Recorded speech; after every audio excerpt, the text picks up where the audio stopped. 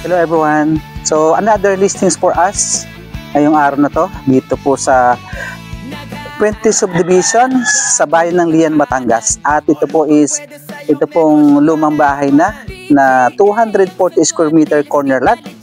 Ang floor area nito is 120 square meter with malalaking kwarto, 3 and 2 CR kasi yung master bedroom nito may isang CR.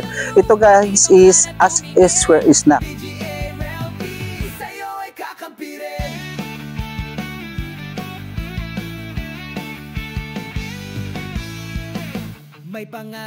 Kaya napakamura lang po ito ibebenta sa mga kaibigan natin na gusto bumili.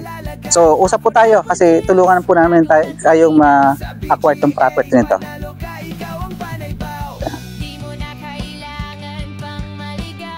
Tuloy mo lang sila. Ito guys, meron po tayo na 3 puno ng mangga sa loob. So ito ay namumunga na. So ibig sabihin kasama nito sa property mo. Titled property sa loob sa bayan mismo ng Lian.